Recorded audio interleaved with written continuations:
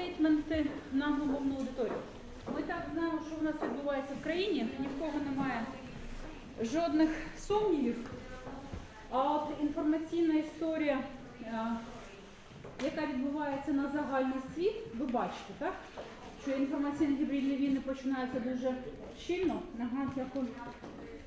І нам треба розмовляти тими меседжами і на цій мові, щоб нам розумів весь світ. Відповім українською мовою, але проговорити мені дуже важливо з усіх. Я не так часто виходжу розмовляти, тому буду казати англійською. Знаю, що українські журналісти хотіли в українську. Today is 14th day of Ukraine being invaded by the force of Russian Federation. Russia is erasing from the face of the earth the whole peaceful cities and towns. Russian bombs are being fired into hospitals and schools, killing our children. These are war crimes and crimes against humanity that are being committed on our land by the invader. And all involved in the commission of these crimes should be and shall be held responsible.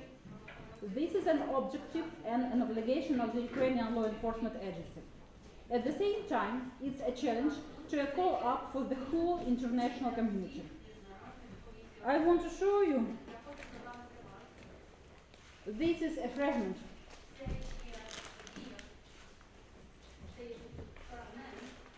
I'm so sorry, can I show you?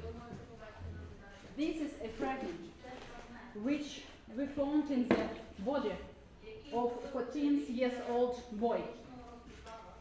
He with his family hit from the bomb near Kiev, and then his mother several hours could not take her dead child, and she returned to this place and then took her dead child to Kiev region during several hours.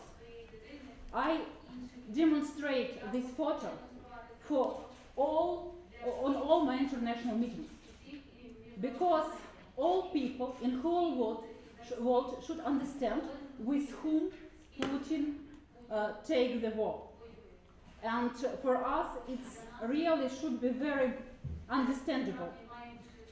This is fragment of the projectile with the vibrations insurance schnapple in the chest of the body. It's very important to understand too.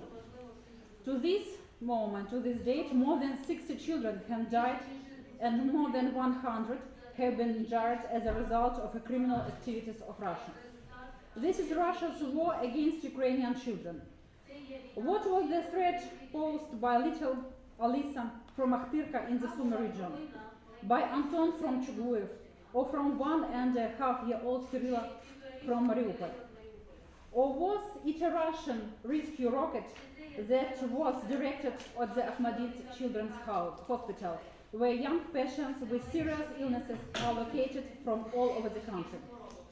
Due to the constant threat of bombing, young cancer patients are denied proper treatment in bomb shelters. I am certain that our doctors will do everything possible to fight and defeat illness. Our army will do their best to defeat the enemy. But we need to hold responsible those who started this war and are trying to totally destroy our country and kill people.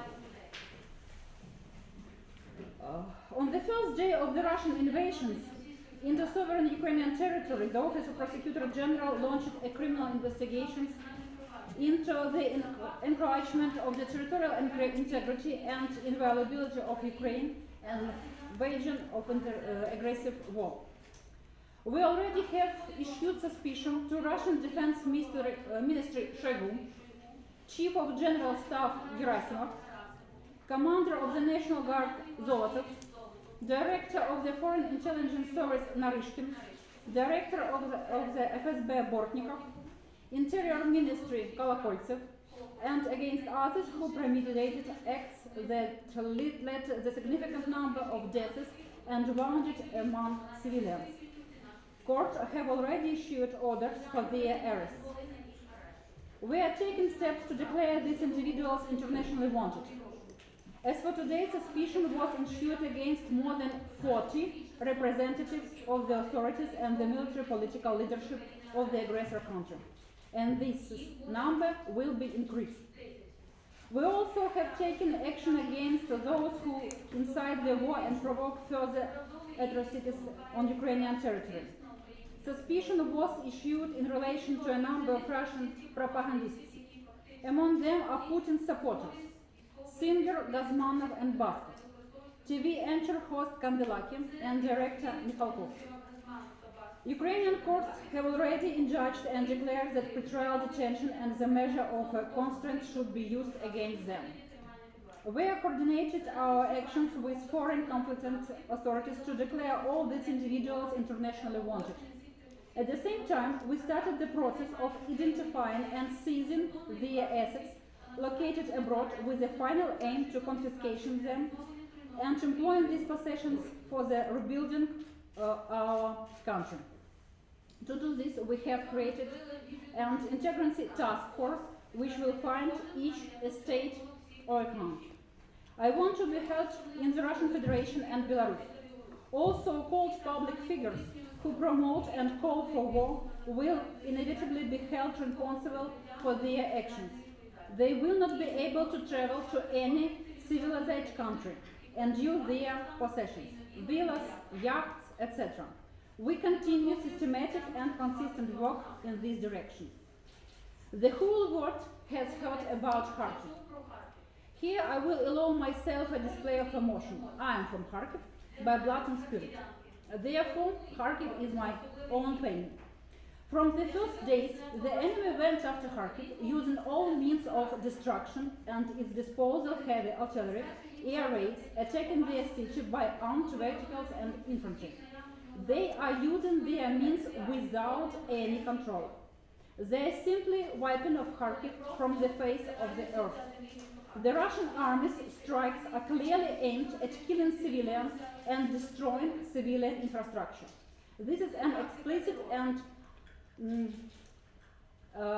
without any logical and unambiguous tactic of terror. And now, here are dry facts and figures. According to the data of Prosecution Service, since February 24, over 100 civilians have been killed and more than 600 injured in Kharkiv. About 130 attacks on civilian objects have been recorded, destroying or damaging near 300 such objects. This includes 23 kindergarten and 25 schools and kindergarten. The village of Yakovlivka in the Kharkiv region is totally destroyed. City of Izum is shattered. This is a direct violation of rules and principles of the international humanitarian law. International crimes are currently being committed on the territory of our state. The invaders are using means and methods of warfare that are prohibited under international humanitarian law in order to break down our defenders and intimidate civilians. Russian forces systematically attack civilians who enjoy general protection from the dangers posed by armed conflict. Russian forces are using indiscriminate weapons that have great destructive power. For example, FAB, high explosive bombs weighing 500 kilograms, which were dropped on a residential area in Kharkiv and Chernigov. Kharkiv, Chernigov, Sumy, Kherson, Vasilkiv, Akhtirka, Bucha, Irpin, Borodyanka, and other cities and towns were and are attacked by projectiles fired from multiple rocket launchers, thermobaric ammunition, vacuum bombs. During the air raid on the resort town of Zatoka in Odessa region and the village of Chernomorsky in the Kherson region, cluster bombs were dropped and hit civilian targets. Article 33 of the Additional Protocol 1 to the Geneva Conventions prohibits the use of weapons, projectiles and materials and methods of warfare of nature to cause superfluous injury or unnecessary suffering. Cluster munition, which operate indiscriminately and pose a threat to civilian objects, and the population falls under the prohibition. In addition, the risk posed by such weapon extends over a significant period of time, as it can detonate upon getting into contact, long after its discharge, even after the end of hostilities. Enemy cynically and internationally fires at civilian population who flee the terrible consequences of the war. Moreover, the occupation forces resort to the tactics of taking civilian population hostage. As an example, the invaders mined the territory and the surrounding area of the Borodyanka psychoneurological boarding school, and people were taken as a hostage. But do we need say more when we have cases on the whole citizens being taken as a hostages? For instance, Irpin and Bucha in Kiev region, as well as Mariupol in Donetsk region. As a result of continuous shelling and attacks, the city of Mariupol was on the verge of the humanitarian catastrophe. Unable to gain an advantage as a result of directed hostilities, the enemy resorted to the siege of the city and blocked ways to ensure the proper functions of the city and well-being of the population. The city lacks food and medical supplies. There is no electricity, water, and hot supply. Communication infrastructure is destroyed. Such a blockade is prohibited by the international humanitarian law. Violation of these norms is a war crime. Can you only picture this? A child recently died of dehydration in Mariupol. Meanwhile, the enemy is disrupting the green corridors for the evacuation of civilians from the city, exposing the routes to shelling by the Russian armed forces. Russia is using all opportunities to complicate the lives of civilians in the cities of Ukraine, especially in the occupied ones, trying to deprive them of the basic resources and services. To this end, attacks are directed in the thermal power plants, main gas pipelines, nuclear power plants, and healthcare facilities. On the first day, the Chernobyl nuclear power plant was captured, and the other day Russian forces shelled the Zaporizhzhia nuclear power plant, threatening with a nuclear explosion. This could have been another Chernobyl disaster, but with the 10 times worse consequences. The Russian population would have also suffered, but this risk is probably insignificant for the aggressor. We have already launched an investigation for the crime of ecocide. We are documenting and investigating every alleged war crime, every fact of death or injury of civilians. Shelling of civilians is not fraction, but you know that all our resources is not possible. We don't have so many people. All our prosecutors and investigators continue to exercise their functions despite danger faced. They conduct site inspections and other required investigative actions directly in the area of hostilities, in many cases risking their lives. Sadly, we have already lost some of our colleagues.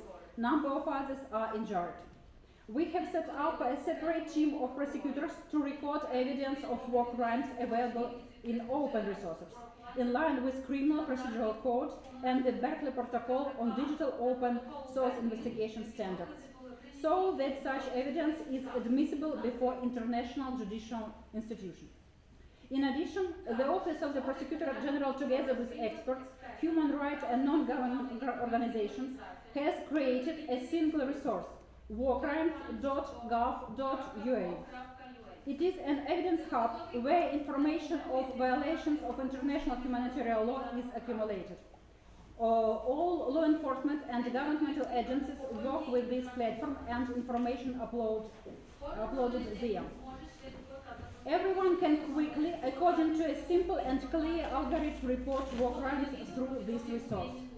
The system is built in such a way that fully guarantees the confidentiality and preservation of evidence. Currently, prosecutor services, all law enforcement agencies, human rights and non-government organizations, experts and specialists, ordinary citizens, a number of foreign states and international institutions are working in unison to document the aggressor war crimes and crimes against humanity. so no one hides from responsibility. I want you to understand that the crimes committed by the Russian Federation have no statute of limitations, and they are carefully recorded by Ukrainian prosecutors. And Ukraine will use all legal mechanisms to fight against the aggressor. 39 countries have already appealed to the International Criminal Court in support of Ukraine. And the prosecutor of the International Criminal Court, Karim Khan, announced the beginning of the full-fledged investigation into the situation in Ukraine. We are currently actively cooperating with the ICC Prosecutor's Office to equip them with all necessary and available information to bring top-level war criminals to justice. I am convinced that among them will be main war criminal of the 21st century, the president of the aggressor country, who cannot be held responsible as a domestic legal setting due to the culture of the state, immunity he enjoys under international law. This defense, however, is not a barrier for the International Criminal Court. We are aware that ICC cannot investigate a crime of aggression committed by the Russian leadership of Ukraine.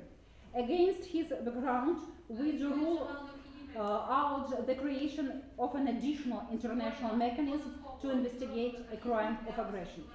Similar examples are known in the history, Nuremberg Tribunal being the most known and significant. For Ukraine, it could be Kharkiv, Chernihiv, Sumy, or Mariupol tribunals.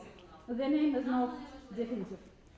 Their objective is to hold responsible those who bomb and kill innocent civilians every day. For them, even the term war criminal is too human. I am grateful to the international prosecutorial community and institutions for their support and acting as a coalition for justice. Already 4 countries have opened domestic criminal proceedings into Russian war crimes. You know, it's Poland, Germany, Estonia, and Lithuania.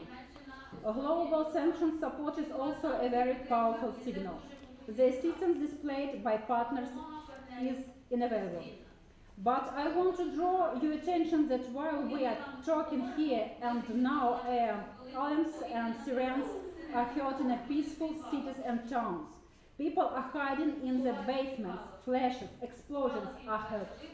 People are in rubble of destroying buildings because a bomb has just fallen from a plane or a rocket has hit their or nearby buildings.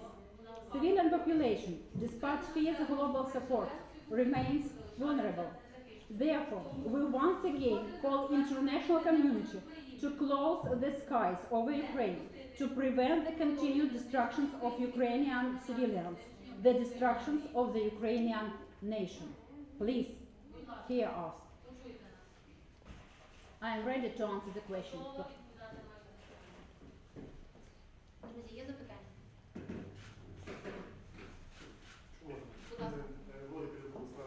Скажіть, будь ласка, міжнародні експерти кажуть, що дуже важливо так само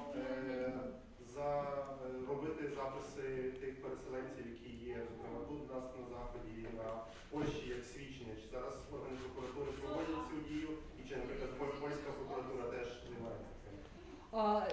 Дякую за запитання, воно дуже слушне. Насправді, те, що стосується внутрішніх переселенців, тут все в нас зрозуміло, ми під українською юрисдикцією. Що стосується відкритих інших кримінальних проваджень, я проговорила майже з усіма генеральними прокурорами. Там на пальцях однієї руки можна перелічити, з ким не розмовляли. І генеральні прокурори інших країн дуже професійно і дуже по-людяному нас підтримують. Саме тому ми бачимо відкриті інші кримінальні провадження. Підстави для відкриття різні. Наявність переселенців – одна із можливих.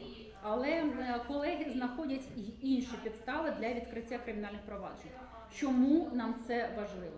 Спільні слідчі групи. Ви пам'ятаєте так звані джити, наша відома справа MH17, там, де в нас зараз вже в звичайному суді Гааги, це районний суд Гааги, закінчується справа. І судді нам обіцяють, що з вересня по грудень 2022 року буде вирок. Це саме тому, що в нас був такий джит, спільна слідча група з 5 країн. І ми дійсно показали, що ми вміємо працювати з партнерами. Саме тому моя мета зараз зробити такий же джит, але дай Боже, щоб там було таких же 39 країн, які підтримують нас, відкриють цю справу. І мені здається, що якраз така, знаєте, такий спільний юридичний прокурорський фронт дасть неабиякий результат. Тому що, друзі, аналогу такої війни не було. Я зараз проводжу дуже багато консультацій з експертами, які організовували трибунали і приймали в них участь в різних статусах, так, але з боку світла і добра. І всі кажуть, що саме такого ще не було. Ми маємо унікальний в поганому сенсі досвід. Але з іншого боку, мабуть, це і наше завдання нашої нації, наших українських юристів, виробити інші механізми. Мені дуже соромно це казати, і мені дуже боляче це казати, але міжнародне право не працює. Коли я, як юрист з університетським бекграундом, який, в принципі, багато в юриспруденції чого розуміє і робив руками, стикнулася з сьогоднішнім днем, для мене, мабуть, був такий юридичний шок, що міжнародне гуманітарне право, міжнародне публічне право, міжнародні великі інституції, які створювалися після Другої світової війни як запобіжник, не зовсім здатні. Тому, мабуть, ми зараз маємо мати нові моделі, нові механізми. І я закликаю до цього наших партнерів. Давайте розробляти інші візії моделі, тому що, вибачте, ці не працюють. І ви нам можете скільки завгодно говорити про верховенство права і про rule of law, так? Але от воно. Давайте подивимось, як воно може реально захищати людей. Я просто людина, яка от це все бачить, в мене кожного дня це проходить, знаєте. І, мабуть, я не просто так принесла вам фрагмент цієї бомби. От, уявіть собі цей жах. А я просто ще бачила цю картинку, яка цілком. Там неможливо дивитися без сліз на це тіло. І це діти, які в нас помирають кожного дня, на жаль. Тому тут, звичайно, ми всі покладаємося на наші Збройні Сили України, вони герої молодці, наша територіальна оборона, герої молодці, тримаються. Але наш юридичний фронт має бути так само потужним, тому що проти нас там стоїть дуже сильний ворог, з дуже розвинутими інституціями, з дуже всюди знаходящимися юристами і юридичними командами. І нам там буде не солодко. Тому ми мусимо робити все і навіть більше, щоб перемогти і там. Будь ласка. Михайло Скар, 24 канал. При позитивному рішенні, власне, МКС, як це вплине на ситуацію і які, власне, компетенції має МКС, і яким способом відбудеться притягнення Путіна і Росії до відповідальності? Друзі, мені, мабуть, треба, вибачте, якщо відповідаю на питання, заходячи здалеку, але маєте мати на увазі, що в Гаазі два суди. Так? Суд ООН, який ми всі дивимося з понеділка, і суд МКС. Ми, Україна, не є країною-учасницею Римського статуту. Це засада, на якій стоїть МКС. Але, тим не менш, 39 країн за нас це зробили, вони звернулися. Зараз тільки розпочалось розслідування. Офіс Генерального прокурора України співпрацює з Офісом прокурора МКС дуже давно. Ми ще по результатам подій 2014 року зробили більше, ніж 20 туди заяв. І в нас відпрацьовані механізми співпраці. Я бачу, як по іншим країнам рухаються справи.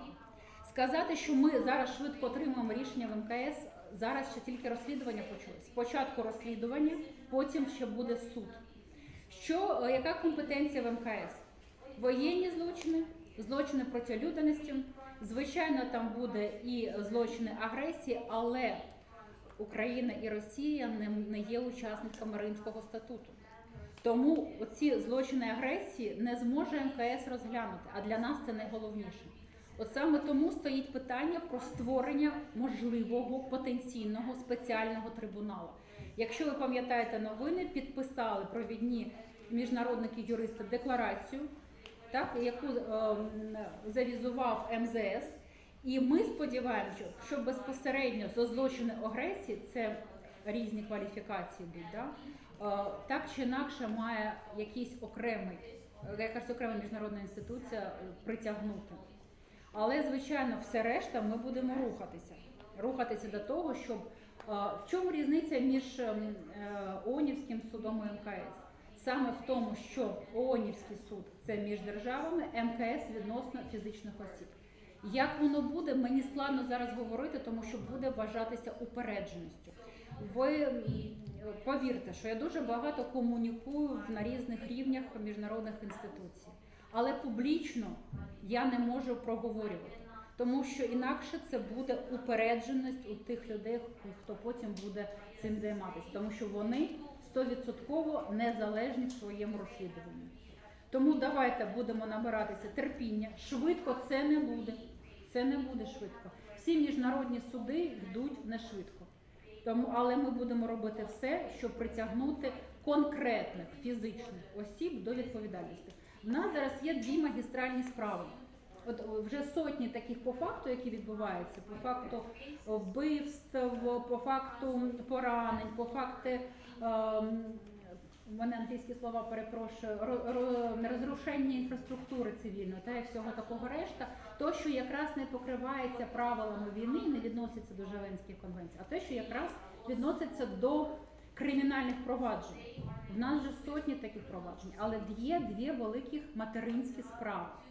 От то, про що я вже говорила, там, де в нас 40 підозрюваних і 4 таких пропагандиста відомих, да, це велика справа магістральна щодо агресії Російської Федерації, де ми будемо притягати до 1000 таких людей. Там дійсно їх буде дуже багато. Депутати, міністри, керівники всіх органів, які приймали участь, всі понесуть відповідальність. Їх буде дуже багато. Звичайно, до цієї ж справи в нас відносяться і люди, які активно агітували за війну, які розпалювали національну ворожнечу, які тим самим посягали на територіальну цілісність України. Ну, в нас таких зараз 4: Басков, Газманов, Канделакі і Міхалков. Зараз працюємо над наступним, тому що не все, що люди проговорюють там в якихось емоціях, підходить під склад злочину. Це не така проста робота. Щоб почати притягати до відповідальності, ми маємо провести низку процесуальних дій, і ми це проводимо. Друга велика магістральна справа стосується можливої агресії з Білорусі. Тому що, ви пам'ятаєте, перші дні війни були певні факти, які нам дали підставу розпочати таке провадження.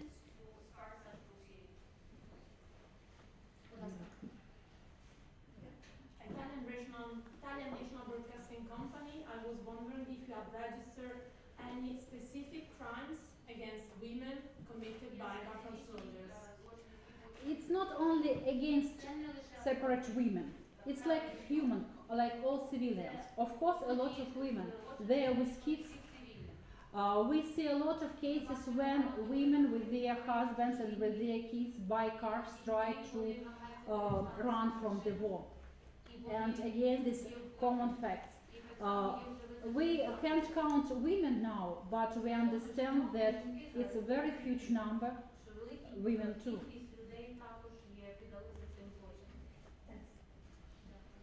Скажіть, будь ласка, які ще міжнародні суди, окрім суду при ООН і МКС, будуть займатися цією справою? Наприклад, чи буде цим займатися ЄСПЛ? Так, ЄСПЛ, звичайно. Яка їхня роль буде, чим вона буде відрізнятися? Да, дивіться, ООНівський суд веде і коментує і є відповідальним МЗС. ICC – це Офіс Генерального прокурора. ЄСПЛ, там є зараз 4 великих справи проти Росії, веде Міністерство юстиції. Тому, звичайно, логічно, щоб Мін'юст коментував. Чим, звичайно, ЄСПЛ гарний? Захист прав людини. Окремі фізичні особи можуть подавати позови, ви це знаєте. І я впевнена, що ЄСПЛ буде цими позовами завалений. Тому на сьогодні 3 великі міжнародні інституції, міжнародні суди, ЄСПЛ, ООН і МКС. І ми думаємо про створення можливого потенційного міжнародного трибуналу. Але дивіться, що таке трибунал? Це величезна інституція. От якщо ви згадаєте, пам'ятаєте справу Югославського трибуналу, ну це не просто зібрати судді і вони вирішують. Це справжня інституція, яка буде працювати.